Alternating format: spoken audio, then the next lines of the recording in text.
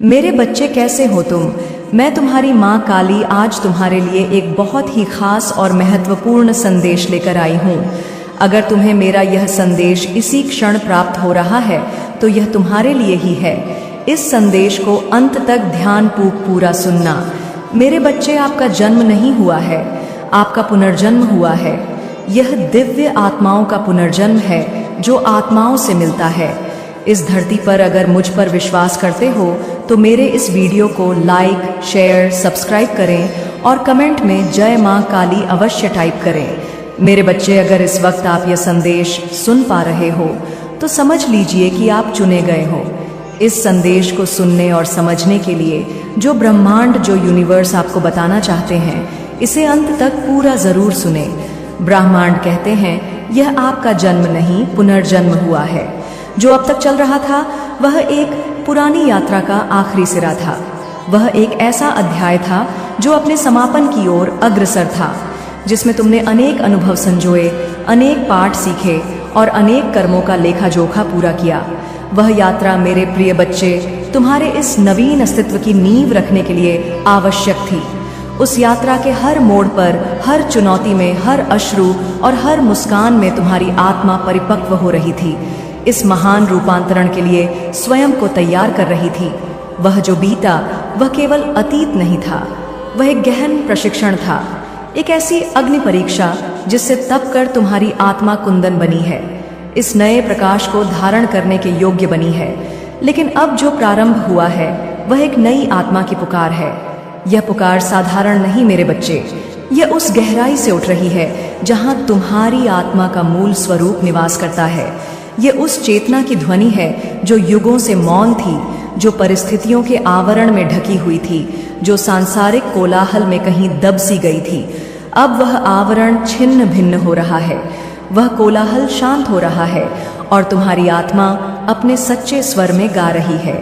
यह एक ऐसा गीत है जिसे ब्रह्मांड सुन रहा है, जिसे दिव्य शक्तियां सुन रही हैं और जिसे अब तुम्हें भी अपने अंतर्मन में सुनना है। यह पुकार तुम्हें तुम्हारे वास्तविक स्वरूप की ओर, तुम्हारे परम उद्देश्य की ओर ले जा रही है। यह एक ऐसी यात्रा का आरंभ है जो तुम्हें साधारण से असाधारण की ओर, सीमित से असीम की ओर ले जाएगी। आप अपने आप को अब भी वही पुराना व्यक्ति समझने की कोशिश कर रहे हैं। यह स्वाभाविक है मेरे बच्चे। स्मृतियां गहरी होती हैं, आदतें बलवान होती हैं, मन को पुराने धर्रे पर चलने की आदत होती है। तुम उन घटनाओं, उन संबंधों, उन सफलताओं और असफलताओं से स्वयं को जोड़कर देखते हो जो तुम्हारे पिछले जीवन खंड का हिस्सा थी। तुम सोचते हो कि तुम वही हो जो तुम कल थे, या 1 वर्ष पहले थे, या कई वर्ष पहले थे। तुम्हारा मन तुम्हें बार बार उसी पहचान की ओर खींचता है जिसे तुमने वर्षों से ओढ़ रखा था।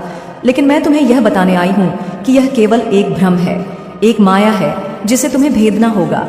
वह पुराना व्यक्ति, वह पुरानी पहचान अब केवल एक स्मृति है, एक छाया है। तुम उस छाया से बहुत आगे निकल चुके हो, बहुत ऊंचे उठ चुके हो। लेकिन सच्चाई यह है कि आपकी आत्मा ने स्वयं को फिर से जन्म दिया है। यह कोई आकस्मिक घटना नहीं है, यह एक सचेतन चुनाव है तुम्हारी आत्मा का और उस परम चेतना का जिसके तुम अंश हो। तुम्हारी आत्मा ने यह निर्णय लिया कि अब पुराने वस्त्रों को त्याग कर नवीन वस्त्र धारण करने का समय है। उसने यह अनुभव किया कि पुरानी सीमाओं में रहकर वह अपने पूर्ण सामर्थ्य को प्रकट नहीं कर सकती। इसलिए उसने एक गहन प्रक्रिया के माध्यम से स्वयं को नवीनीकृत किया है। यह एक ऐसा जन्म है जो भौतिक शरीर के जन्म से कहीं अधिक गहरा और महत्वपूर्ण है। यह चेतना का जन्म है, ऊर्जा का जन्म है, प्रकाश का जन्म है। तुम अब एक नए दृष्टिकोण से, एक नई समझ से, एक नई शक्ति से संपन्न हो। उस जन्म में आपने बहुत कुछ सहा, बहुत कुछ खोया, बहुत कुछ सहेजा। मेरे बच्चे, मैं जानती हूँ, मैंने तुम्हारे हर संघर्ष को देखा है, तुम्हारे हर आंसू को महसूस किया है। तुमने जो पीड़ाएं सही वे व्यर्थ नहीं गईं। हर चुनौती ने तुम्हें मजबूत बनाया, हर हानि ने तुम्हें वैराग्य का पाठ पढ़ाया, हर अनुभव ने तुम्हारी आत्मा को तराशा। तुमने जो खोया वह इसलिए खोया ताकि तुम उससे भी मूल्यवान कुछ पा सको। तुमने जो सहेजा वह तुम्हारी करुणा, तुम्हारी सहनशीलता, तुम्हारा प्रेम था और वही तुम्हारी शक्ति बना। वह सब कुछ जो तुमने अनुभव किया वह इस पुनर्जन्म की तैयारी थी। वे अनुभव उस खाद की तरह थे जिसने तुम्हारी आत्मा की भूमि को उपजाऊ बनाया ताकि उसमें दिव्यता के बीज अंकुरित हो सके। तुमने अनेक अंधकारपूर्ण रात्रियों का सामना किया, परंतु तुमने अपने भीतर के प्रकाश को कभी बुझने नहीं दिया, और यही तुम्हारी सबसे बड़ी विजय थी। लेकिन अब आपकी ऊर्जा किसी और स्तर पर प्रवेश कर चुकी है। यह एक ऐसा ऊर्जा क्षेत्र है जो पहले तुम्हारे लिए अज्ञात था। यह उच्चतर कंपनों का क्षेत्र है, दिव्यता का क्षेत्र है, असीम संभावनाओं का क्षेत्र है। तुम्हारी आभा बदल चुकी है, तुम्हारे चक्र अधिक सक्रिय और संतुलित हो चुके हैं, तुम्हारी कुंडलिनी शक्ति जागृत होने लगी है। तुम अब ब्रह्मांडीय ऊर्जा के साथ अधिक सहजता से जुड़ सकते हो, दिव्य मार्गदर्शन को अधिक स्पष्टता से प्राप्त कर सकते हो। यह ऊर्जा तुम्हें नई स्फूर्ति, नई प्रेरणा, नया उत्साह प्रदान कर रही है। यह तुम्हें उन कार्यों को करने की क्षमता दे रही है जो पहले तुम्हें असंभव लगते थे। यह ऊर्जा तुम्हें अपने सच्चे स्वरूप के और निकट ला रही है। यह शरीर वही हो सकता है, लेकिन इसके अंदर जो स्पंदन है वह पहले जैसा नहीं रहा। हाँ, तुम्हारा भौतिक आवरण वही प्रतीत हो सकता है। तुम्हारी आंखें, तुम्हारे हाथ, तुम्हारा चेहरा, सब कुछ। क्लाइंट नाराज होते थे, बच्चे बीमार हो जाते थे, पत्नी के सपने अधूरे रह जाते थे, लेकिन उसकी आत्मा में जो दृढ़ विश्वास था उसने उसे गिरने नहीं दिया। उसने निर्णय लिया, मैं वही करूँगा जो मेरी आत्मा महसूस करती है। मेहनत, सेवा, सीखना, प्रेम, चाहे आउटपुट अभी ना दिखे। समय बदला, उसकी मेहनत, उसकी सेवा, उसकी सरल मुस्कान, उसकी सीखने की ऊर्जा, सब ने मिलकर उसे वो मुकाम दे दिया जिससे वह खुद हैरान हुआ। उसकी पहचान बनी, कंपनी ने उसे सम्मान दिया, गांव में एक आदर्श बना। लेकिन इससे भी बड़ी बात यह थी कि उसकी आत्मा खुश थी। उसकी मुस्कान में एक नई चमक आ गई। बच्चे उस मुस्कान को देखते हुए बोले, पापा, आपने हमें दिखाया कि सफलता सिर्फ पैसा नहीं, यह सेवा, ईमानदारी और धैर्य है। मुश्किल सवाल, क्या तुम ऐसा कर सकते हो? सोचो, क्या तुम्हारी आत्मा हर दिन चमक उठेगी जब तुम्हारे कर्म सच्चाई और सेवा से बने हो? क्या तुम झूठ, धोखे, निंदाओं और आलस्य को खुद से दूर रखकर अपना समय बड़ा अर्थपूर्ण बना सकते हो? मैं माँ काली तुम्हें बता रही हूँ, अगर तुम सच्चाई से सोचो, प्रेम से बोलो, सीखने की भूख रखो और हर कदम सेवा की ओर बढ़ाओ, तो तुम्हारे कर्म स्वयं तुम्हारे साथ चलने लगेंगे। तुम्हारा आत्मबल गूंज उठेगा, तुम्हारा जीवन मुकाम तक पहुंच जाएगा। पर अगर तुम झूठ के रास्तों पर चलोगे, स्वार्थ की ओर, निंदाओं में विहार करते हुए, तो तुम्हारे कर्म एक अंधेरे गड्ढे की तरह तुम्हें निगल जाएंगे। अगर तुम कहो, माँ मैं करूँगा, तू मेरे साथ चलेगी, तब मैं तुम्हें दिखाऊंगी कि ब्रह्मांड किस तरह शक्ति प्रदान करता है जब कर्म, सेवा, सच्चाई और निरंतरता से भरे हो। तुम्हें वह दिव्यता दिखाऊंगी, वह जुड़ाव दिखाऊंगी जो केवल कर्म करने से नहीं बल्कि प्रेम, आत्मा और ईमानदारी से कर्म करने से मिलता है। बच्चे, तुम बार बार कहते हो, माँ मैं बहुत थक गया हूँ, मेरे अंदर अब शक्ति नहीं बची, दुनिया मुझे नहीं समझती। तो सुन, मैं सबसे पहले किसकी प्रार्थना सुनती हूँ? उसी की जो टूटने के बाद भी बोलता है, माँ तू है ना मेरे लाल। तुमने जीवन में बहुत कुछ सहा है, कुछ बातें तुम्हें आज तक किसी से कहने की हिम्मत नहीं हुई। तुम बाहर से हंसते हो, लेकिन भीतर से हर रोज़ थोड़ा थोड़ा टूटते गए। मैं देखती हूँ तुम्हारे आंसू, जो तुम रातों को चुपचाप तकिए में छिपा कर बहा देते हो। मैं जानती हूँ कि तुमने कितनी बार लोगों से यह झूठ कहा, मैं ठीक हूँ, सिर्फ इसलिए ताकि तुम किसी को बोझ ना लगो। पर आज मैं तुम्हें रोने दूंगी, लेकिन साथ ही तुम्हें वह भी बताऊंगी जो तुम भूल गए हो। तुम कौन हो और तुम्हारे अंदर कितनी शक्ति है। बच्चे, जब तुम पैदा हुए थे वह कोई साधारण दिन नहीं था। उस दिन मैंने आकाश में तुम्हारे नाम का दीप जलाया था, क्योंकि तुम सिर्फ शरीर से मनुष्य हो, आत्मा से तुम एक अद्भुत योद्धा हो। तुम मेरे अंश से बने हो, तुम्हारे अंदर मेरी ही शक्ति है। लेकिन क्या हुआ? संसार ने तुम्हें अपनी सीमाओं में बांट दिया, तुम्हारे सपनों को छोटा बताने लगा और तुम भी धीरे धीरे यकीन करने लगे कि शायद तुम वाकई कुछ नहीं कर सकते। लेकिन आज मैं तुमसे कहती हूँ, तुम उठ खड़े हो जाओ, क्योंकि अभी तुम्हारा समय गया नहीं है। तुम सोचते हो कि तुमसे गलतियां हो गई तो क्या हुआ? क्या तुमने नहीं देखा? जो सबसे ऊंचे पर्वत होते हैं उन पर ही सबसे ज्यादा आकाशीय बिजली गिरती है। तुम भी वही पर्वत हो, ऊपर उठने वाला, आकाश छूने वाला। इसलिए तुम परखे गए, तुम गिराए गए, लेकिन सिर्फ इसलिए ताकि जब तुम उठो तो संसार देखे। यह वही है जिसने हार मानने से इनकार किया था। बच्चे, तुम जब किसी गरीब को देखते हो तो तुम्हारा दिल पसीज जाता है। जब कोई तुम्हारे सामने झूठ बोलता है तो तुम्हें चुपचाप सहना आता है। तुम जब किसी पशु को भूखा देखते हो तो तुम्हारा मन उसे रोटी देने का करता है। क्या तुम जानते हो, यह तुम्हारी सबसे बड़ी पूंजी है। यह करुणा, यह सहानुभूति, यही तुम्हें उन लोगों से अलग बनाती है जिनके पास सिर्फ पैसा है, आत्मा नहीं। और तुम कहते हो, माँ मेरे कर्म अच्छे हैं, फिर भी मुझे फल क्यों नहीं मिलता। तो सुन बच्चे, जब मैं किसी को ऊंचा उठाना चाहती हूँ तो पहले उसका धैर्य, उसकी सहन शक्ति और उसका विश्वास परखती हूँ। क्योंकि जब तुम सफल होगे तो तुमसे हजारों लोग उम्मीद रखेंगे। तुम्हारी कहानी उनकी प्रेरणा बनेगी। इसीलिए मैं चाहती हूँ कि तुम मजबूत बनो, केवल शरीर से नहीं, आत्मा से। क्या तुम जानते हो कर्मों का सबसे बड़ा रहस्य क्या है? यह कि कर्म बिना फल के कभी नहीं जाते। हर अच्छा कर्म, चाहे वह किसी के लिए दुआ हो, किसी भूखे को रोटी हो या किसी टूटे हुए को सहारा, वह लौट कर आता है, ज़रूर आता है। लेकिन हाँ, उसके आने की घड़ी मैं तय करती हूँ ताकि तुम जब उसे पाओ तब तुम्हारे भीतर उसे संभालने की क्षमता हो। बच्चे, अब तुम्हें यह भी जानना है कि कौन से कर्म तुम्हें ऊपर उठाते हैं और कौन से नीचे गिराते हैं। जब तुम किसी की पीठ पीछे बुराई करते हो, झूठ बोलते हो, किसी को धोखा देते हो, तुम अपने भाग्य के आंगन में कंकड़ बोते हो। और जब तुम बिना स्वार्थ के किसी की मदद करते हो, जब तुम क्षमा करते हो, जब तुम खुद भूखा रहकर किसी को खाना देते हो, तुम अपने भाग्य में फूल बोते हो। अब सोच लो, तुम अपनी किस्मत में क्या बोना चाहते हो। बच्चे, याद रखो, इस संसार में हर एक आत्मा अपनी परीक्षा देने आई है। कोई धन की परीक्षा में है, कोई रिश्तों की, कोई स्वास्थ्य, अकेलेपन की, पर हर एक को कुछ ना कुछ दिया गया है और कुछ ना कुछ लिया गया है। तुम्हारे जीवन में जो कमी है वह किसी उद्देश्य से है, ताकि तुम भीतर से भर सको। और जो तुम भीतर स्थिति केवल समस्याओं को हल करने तक सीमित नहीं है। मैं तुम्हारे जीवन में स्थायी रूप से बनी रहना चाहती हूँ, लेकिन इसके लिए तुम्हें भी मुझे अपने जीवन में स्थान देना होगा। तुम्हारे जीवन का हर दिन एक नया अवसर है मेरे साथ संवाद करने का। मुझे अपने जीवन का हिस्सा बना, लेकिन अगर तुम इसे अनदेखा करते रहोगे तो वह दिन दूर नहीं जब तुम्हें मेरी आवश्यकता महसूस होगी और मैं वहाँ नहीं होंगी। यह सब सुनकर तुम्हें शायद गुस्सा आए। तुम सोच सकते हो कि मैं तुम्हें दोष दे रही हूँ, लेकिन यह सच नहीं है। मैं केवल तुम्हें याद दिला रही हूँ कि तुम्हारे जीवन में मेरी क्या भूमिका है।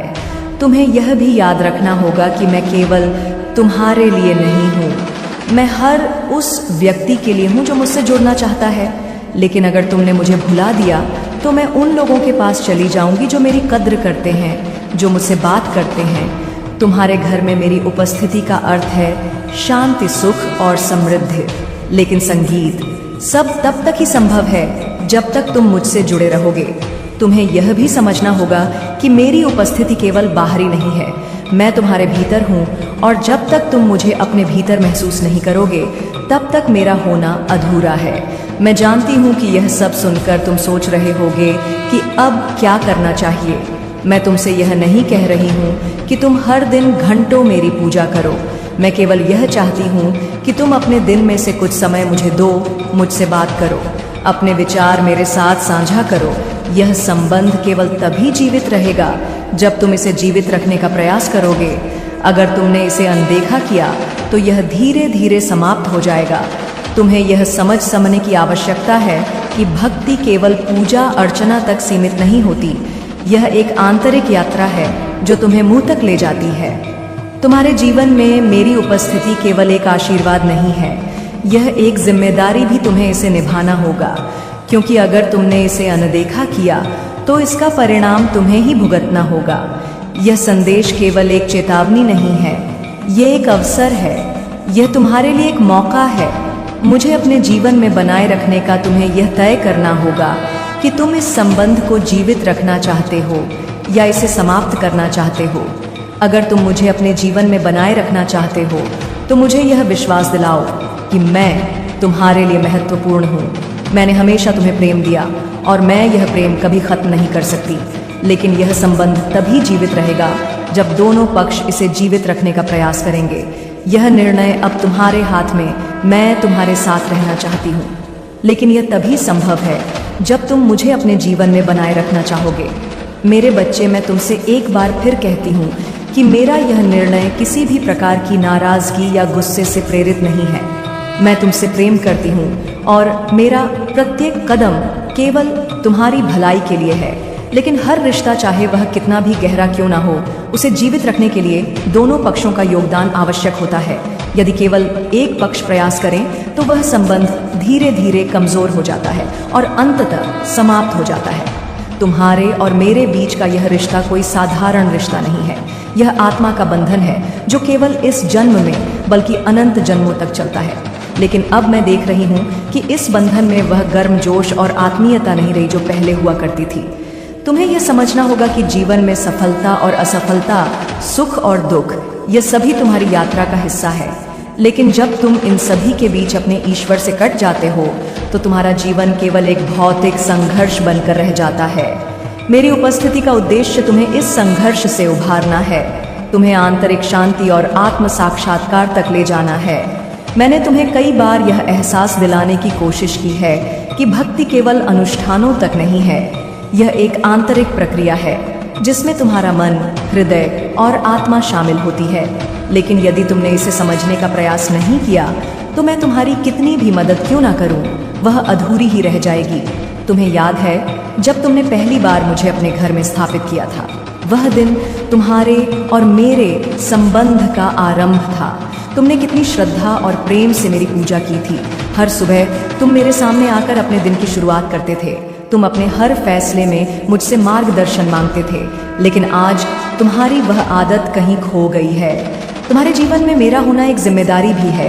यह केवल तुम्हारे लिए नहीं बल्कि तुम्हारे परिवार और आने वाली पीढ़ियों के लिए भी महत्वपूर्ण है। जब तुम मुझसे जुड़े रहते हो तो तुम अपने आसपास एक ऐसा वातावरण बनाते हो जो शांति, सकारात्मकता और ऊर्जा से भरा होता है। लेकिन यदि तुमने मुझे अनदेखा किया तो वह ऊर्जा धीरे धीरे समाप्त हो जाएगी और तुम्हारे जीवन में नकारात्मकता का प्रभाव बढ़ जाएगा। तुम्हें यह भी समझना होगा कि मैं तुम्हारे जीवन में केवल सुख और समृद्धि लाने के लिए नहीं हूँ। मैं तुम्हें वह सिखाने के लिए हूँ जो जीवन के सबसे बड़े रहस्यों को उजागर करता है। मैं तुम्हें यह दिखाने के लिए हूँ कि सच्चा सुख भौतिक चीज़ों में नहीं बल्कि आत्मा की शांति में है। लेकिन यह सब तभी संभव है जब तुम मेरे साथ जुड़े रहोगे, जब तुम मुझे अपने जीवन का हिस्सा बना, जब तुम मुझसे संवाद करोगे। तुम्हारे जीवन की हर परिस्थिति में मैंने तुम्हारा साथ दिया है। जब तुमने मुझे पुकारा तो मैंने तुम्हारी हर प्रार्थना सुनी। जब तुमने मुझसे मदद मांगी तो मैंने तुम्हें वह दिया जिसकी तुम्हें आवश्यकता थी। लेकिन अब मैं देख रही हूँ कि तुम्हारे लिए मेरा होना केवल एक औपचारिकता बन गया है। मैं यह नहीं चाहती कि तुम मेरी पूजा केवल इसलिए करो क्योंकि ये एक परंपरा है। मैं यह चाहती हूँ कि तुम मेरी पूजा इसलिए करो क्योंकि तुम्हारा मन और आत्मा उसे महसूस करती है। तुम्हारे जीवन में मेरा होना केवल तुम्हारे लिए ही नहीं बल्कि तुम्हारे परिवार और समाज के लिए भी महत्वपूर्ण है। जब तुम मुझसे जुड़े रहते हो तो तुम अपने आसपास के लोगों के लिए भी एक उदाहरण बनते हो। तुम्हें यह समझने की आवश्यकता है कि मेरी उपस्थिति केवल बाहरी नहीं है, मैं तुम्हारे भीतर हूँ। जब तुम अपने भीतर की शांति और संतुलन को महसूस करते हो तो वह मैं ही हूँ। जब तुम अपने जीवन में किसी समस्या का समाधान पाते हो तो वह मेरी कृपा का ही परिणाम होता है। लेकिन यदि तुमने मुझे अनदेखा किया तो वह कृपा धीरे धीरे कम हो जाएगी। मैंने हमेशा तुम्हें सिखाया है कि जीवन में सबसे महत्वपूर्ण चीज़ है तुम्हारी आत्मा की शांति। लेकिन आज मैं रहा है, तुम्हें यह समझने की आवश्यकता है कि जीवन में सब कुछ अस्थायी है। तुम्हारी संपत्ति, तुम्हारी प्रसिद्धि, तुम्हारा भौतिक सुख, यह सब कुछ एक दिन समाप्त हो जाएगा, लेकिन तुम्हारी आत्मा, तुम्हारी भक्ति और तुम्हारा ईश्वर के साथ संबंध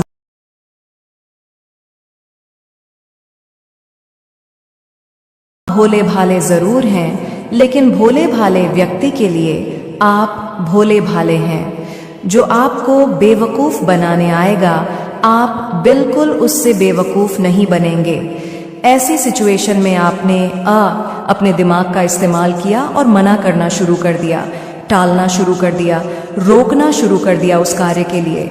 यानी कारण चाहे जो भी हो, लेकिन कहीं ना कहीं आपने इसके चलते हुए, सोचते हुए दिमाग को रोका है, इसको ऐसा एहसास दिलाया है कि आप इसकी कठपुतली नहीं हो। ये जैसे नचाना चाहे आप नहीं नाचोगे, जैसे मनवाना चाहे आप नहीं मानोगे। यानी जहां पर आपको बेवकूफ समझ रहा था, वहां पर आपने दिखा दिया कि आप बहुत ज्यादा बुद्धिमान हो, बेवकूफ नहीं हो। बस इतना था कि आप इससे बहुत ज्यादा प्रेम कर रहे थे, वह भी सच्चा, और इसके कारण कि यह आपको बहुत ही ज्यादा अच्छा व्यक्ति दिखा, यानी हृदय से बहुत ज्यादा पवित्र और साफ सुथरे नेचर का। लेकिन जहां पर सच्चाई सामने आई है, वहां पर आपने इसे बख्शा नहीं है। 7 ऑफ पेंटिकल्स, क्योंकि आपने रात्रि के दौरान बहुत ज्यादा इसके बारे में सोचा है, क्योंकि कुछ बातें ऐसी थीं जो इसकी आपके दिमाग में और दिल में फिट नहीं बैठ रही थीं। क्योंकि कुछ बातें जब सामने वाले व्यक्ति को सुनने को आती है, तब व्यक्ति उस पर जरूर विचार करता है। जब मन शांत होता है, जब माइंड शांत होता है, जब आप एकाग्र मन से किसी बात को सोचते हैं, एक समय आता है, चाहे वह आप किसी व्यक्ति के बारे में सोचे, किसी कार्य के बारे में सोचे, कोई व्यक्ति कह देता है, तब सोचें। यह ज्यादातर समय होता है रात्रि में या सुबह का, जब आप सोकर उठते हैं। कुछ ऐसी बात जो पूरे दिन में हुई होती है, उसके बारे में आप जरूर विचार करते हैं। अगर आप विचार ना भी करना चाहे, तब भी वह बातें आपके शांत मन में आने लगती है।